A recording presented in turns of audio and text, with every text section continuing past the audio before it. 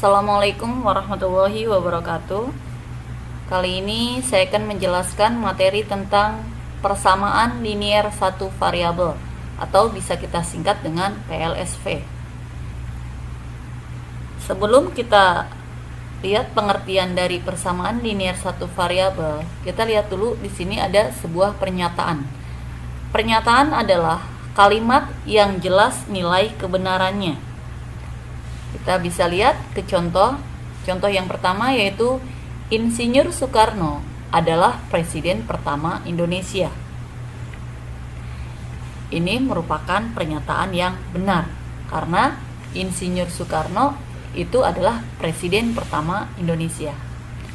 Kita lihat ke contoh yang kedua, yaitu bilangan prima terkecil adalah 3. Ini merupakan pernyataan yang salah karena bilangan prima yang terkecil itu adalah 2.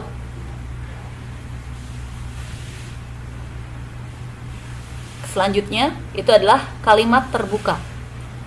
Kalimat terbuka adalah kalimat yang belum jelas nilai kebenarannya. Kita bisa lihat ke contoh yang pertama, itu adalah dia adalah presiden pertama Indonesia. Ini tidak jelas kebenarannya karena dia itu siapa? Kita lihat yang kedua, X ditambah 3 sama dengan 8. Ini juga tidak jelas karena X-nya itu berapa.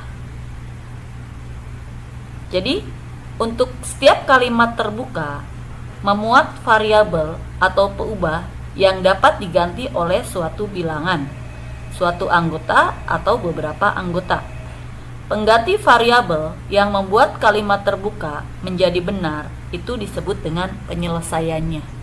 Misalnya, kita akan membuat kalimat terbuka ini menjadi kalimat yang benar. Dia kita ganti dengan Insinyur Soekarno. Itu adalah kalimat yang benar. Insinyur Soekarno adalah presiden pertama Indonesia. Atau kita akan membuat kalimat benar, yaitu di contoh yang kedua, X ditambah 3 sama dengan 8. Berapa ditambah 3 yang hasilnya 8? Kalau X-nya diganti dengan 5, 5 ditambah 3 sama dengan 8. Itu juga merupakan kalimat yang benar. Kita lihat pengertian dari persamaan linier satu variabel adalah kalimat terbuka yang memuat variabel berpangkat 1 dan dihubungkan dengan tanda sama dengan. Di sini sudah jelas persamaan. Persamaan berarti harus ada tanda sama dengannya. Kita lihat ke contoh yang pertama, yaitu X ditambah 3 sama dengan 8. Kita bisa lihat apakah ini termasuk persamaan linier satu variabel atau bukan. Jadi kalian harus ingat, untuk persamaan linier satu variabel berarti yang mempunyai variabel 1 dan ada tanda sama dengan. Variabelnya 1 dengan pangkat 1. Kalau kita lihat di sini variabelnya adalah X, pangkatnya itu adalah 1 dan di sini ada tanda sama dengan. Berarti ini merupakan persamaan linier satu variabel atau bisa kita singkat dengan PLSV. Kita lihat contoh yang kedua. Y dikurang 1 sama dengan 2. Kita lihat di sini, Y dikurang 1 sama dengan 2, mempunyai satu variabel yaitu Y dengan pangkat 1. Maka ini juga merupakan persamaan linier satu variabel. Kita lihat contoh yang ketiga. 3X dikurang 1 sama dengan X ditambah 2. Ini juga kita lihat ada tanda sama dengan. Kita lihat di sini mempunyai berapa variabel. Kalau kita lihat di sini ada 3X dan X. Ini adalah suku sejenis, variabelnya itu adalah X. Kalau kita lihat di sini ada 2 huruf X tapi hurufnya itu adalah sama. Maka ini merupakan persamaan linier satu variabel. Jadi kalian harus ingat, persamaan linier satu variabel itu mempunyai satu variabel dengan pangkat 1. Kita lihat contoh yang keempat. X ditambah Y sama dengan 10. Kita lihat variabelnya ada berapa. Variabel atau peubah, atau bisa kita lihat yang huruf. Di sini kita lihat hurufnya atau variabelnya itu ada dua, yaitu X dan Y. Maka ini bukan termasuk persamaan linier satu variabel, tapi persamaan linier dua variabel, karena mempunyai dua variabel, yaitu X dan Y. Kita lihat contoh yang kelima, yaitu X pangkat 2 ditambah 1 sama dengan 10. Ini juga merupakan persamaan karena ada tanda sama dengan. Kita lihat ada berapa variabel, yaitu ada satu variabel, yaitu X pangkat 2. Apakah ini termasuk persamaan linier satu variabel? Kalian harus ingat, persamaan linier satu variabel itu mempunyai satu variabel dengan pangkat 1. Karena di sini pangkatnya adalah 2, maka ini disebut dengan persamaan kuadrat satu variabel. Untuk lebih jelasnya, bisa kita lihat ke contoh soal. Contoh soal yang pertama, tentukan penyelesaian dari X dikurang 5 sama dengan 8. Kita akan mencari X-nya. Untuk menjawabnya yaitu bisa kita tulis X dikurang 5 sama dengan 8. Ini bisa kita gunakan dengan cara pindah ruas. Jadi kita cari yang sejenis. Sebelah kiri sama dengan itu disebut dengan ruas kiri. Sebelah kanan sama dengan disebut dengan ruas kanan. Yang sejenis kita kumpulkan jadi satu. Kalau kita lihat di sini X dikurang 5 itu adalah ruas kiri. Ruas kanannya itu adalah 8. Jadi ruas kiri yang berada di sebelah kiri sama dengan ruas kanan yang berada di sebelah kanan sama dengan. Untuk pindah ruas itu kebalikan. Kebalikan dari plus itu adalah min. Kebalikan dari min itu adalah plus. Kebalikan dari kali itu adalah bagi. Kebalikan dari bagi itu adalah kali.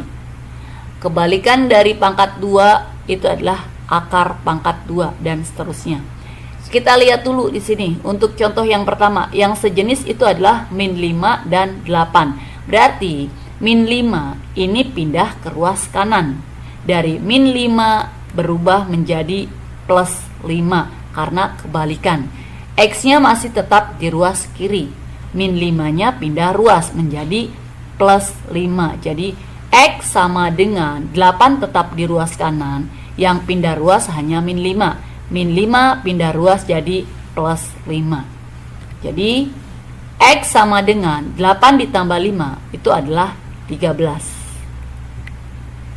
Jadi penyelesaiannya adalah 13. Kita lihat ke contoh soal yang kedua. Tentukan himpunan dan grafik penyelesaian dari 3X dikurang 1 sama dengan X ditambah 5. Untuk penyelesaiannya adalah kita bisa tulis ulang persamaan linier satu variabelnya, yaitu 3X dikurang 1 sama dengan X ditambah 5. Sebelah kiri sama dengan disebut dengan ruas kiri, sebelah kanan sama dengan disebut dengan ruas kanan. Apabila pindah ruas, maka kebalikannya. Kita lihat dulu ruas kiri, yaitu 3X dikurang 1. Ruas kanan X ditambah 5. Kemudian kita lihat suku yang sejenis. Suku yang sejenis ini adalah 3X dengan X. Kemudian min 1 dengan 5. Berarti ada yang pindah ruas. X-nya pindah ke ruas kiri menjadi min X. Min 1 pindah ke ruas kanan menjadi plus 1. Berarti bisa kita tulis 3X dikurang X sama dengan 5 ditambah 1. 3X kita tulis seperti di atas. X pindah ruas menjadi min X. 5 tetap berada di ruas kanan. Min 1 pindah ruas menjadi plus 1. Kemudian 3X dikurang X sama dengan 2X.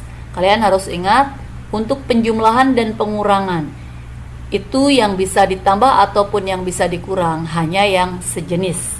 Jadi koefisien dikurang atau ditambah dengan koefisien, kemudian variabelnya tinggal ditulis. Kalau kita lihat di sini 3 dikurang, di depan X ini tidak ada angkanya, itu artinya 1. Berarti 3 dikurang 1 sama dengan 2. Variabelnya adalah X, maka ditulis ulang.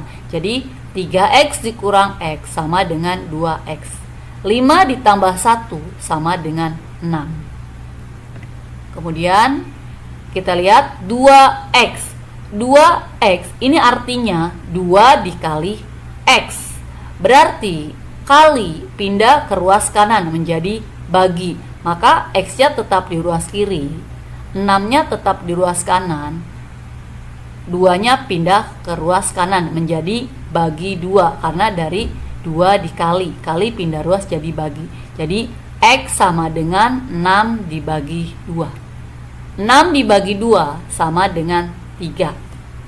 Jadi karena di sini yang dicari adalah himpunan penyelesaian, berarti bisa kalian tulis jadi HP. HP ini singkatan dari himpunan penyelesaian. Karena di sini himpunan, maka harus ada kurung kurawal. Jadi himpunan penyelesaiannya itu adalah 3.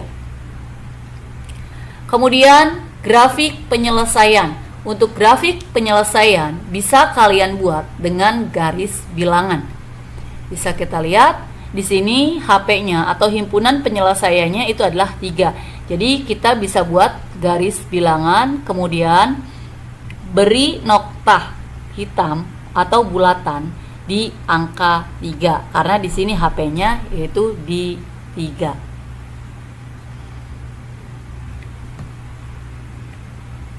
Kita lanjut ke contoh soal yang ketiga, yaitu tentukan himpunan dan grafik penyelesaian dari 3 dikalikan X ditambah 1 dikurang 5 sama dengan 13.